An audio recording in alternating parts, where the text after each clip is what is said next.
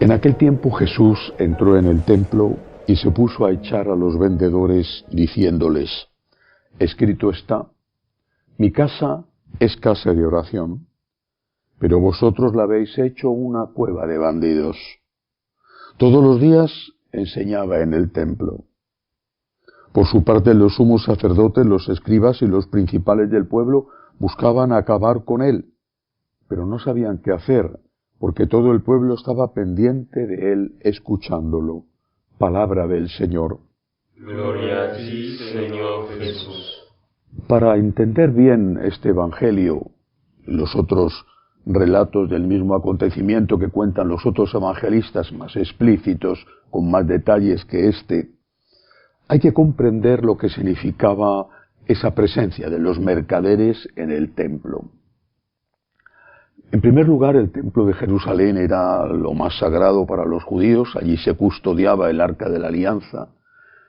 Ellos creían, y había una presencia del Señor, no del mismo modo que nosotros creemos en la presencia del Señor en la Eucaristía. Pero el templo también era una estructura de todo tipo, económica, jurídica. Y esta estructura económica se mantenía porque todo judío, la mayor parte de los judíos vivían ya fuera de Israel, lo que se llamaba la diáspora.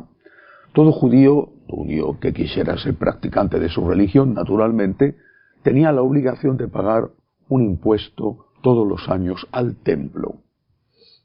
El país estaba en manos de los romanos, que cobraban sus impuestos, pero los judíos tenían que pagar un impuesto al templo, vivieran donde vivieran. Y además, al templo se hacían las grandes peregrinaciones anuales. No es equivalente a lo que ocurre, por ejemplo, en la Meca con los musulmanes, pero sí que acudían miles. Se dice que en el año 70, cuando tuvo lugar la destrucción de Jerusalén, ocurrió durante una de estas grandes peregrinaciones y había 1 millón de personas en Jerusalén. Era un acontecimiento, y además ocurría varias veces al año, pero sobre todo la época de Pascua era un acontecimiento extraordinario con todo tipo de implicaciones.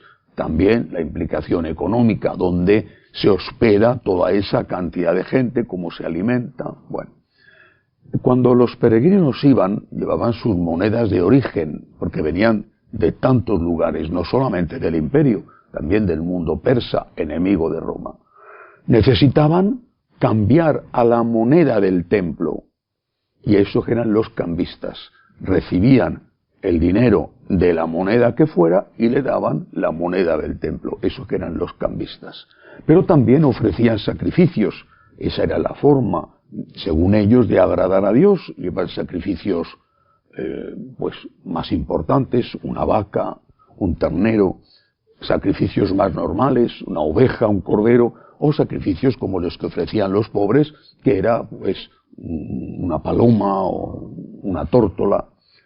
Entonces eso requería que allí hubiera una ganadería, un auténtico establo muy bien nutrido, donde se compraban esos animales que se ofrecían después para que fueran sacrificados en su momento en el templo. Inevitable.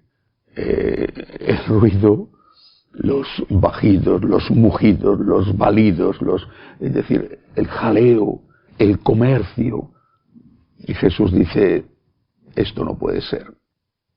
Mi casa se ha convertido en una cueva de ladrones porque muchos robaban, o al menos en un mercado, y no es una casa de oración. Si uno no entiende lo que allí estaba pasando, y no es difícil de comprender con esto que he contado, no entiende el porqué el enfado del Señor. Ahora bien, cosas que pasaron. ¿Y qué cosas pasan? Porque al final es lo que nos importa. ¿Qué cosas suceden?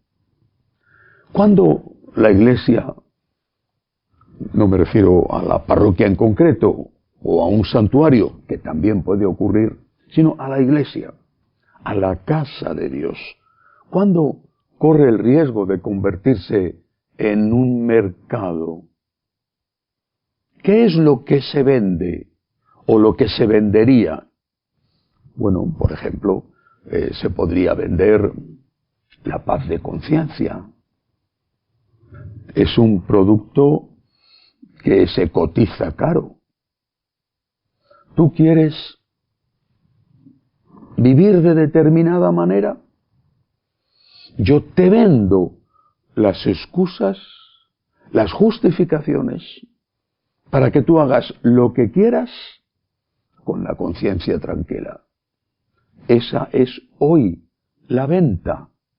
Y no debemos engañarnos pensando que nosotros no tenemos un mercado, nosotros no tenemos un cambio de moneda, nosotros no tenemos unos rumores.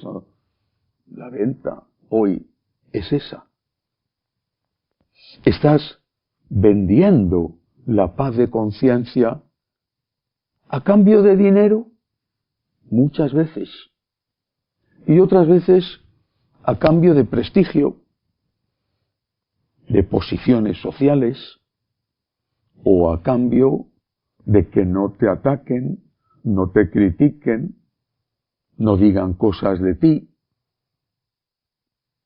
Debemos tener mucho cuidado, pero no solamente los que venden, porque Dios les juzgará, sino también los que compran, porque en toda venta hay dos partes: los que venden, que van a sacar algo de ti, de los medios de comunicación que no les critiquen, de la persona que quizá les aplauda, y los que compran. ¿Cuántas veces me he encontrado con personas que van de cura en cura, de parroquia en parroquia, hasta que encuentran un sacerdote que les dice lo que quieren escuchar? Y entonces se dirigen a los demás diciendo: esto lo puedo hacer porque me lo ha dicho un sacerdote. ¿Es que eso es suficiente? ¿Es que ese sacerdote es el dueño del mensaje? ¿Es que ese sacerdote ha suplantado a Jesucristo?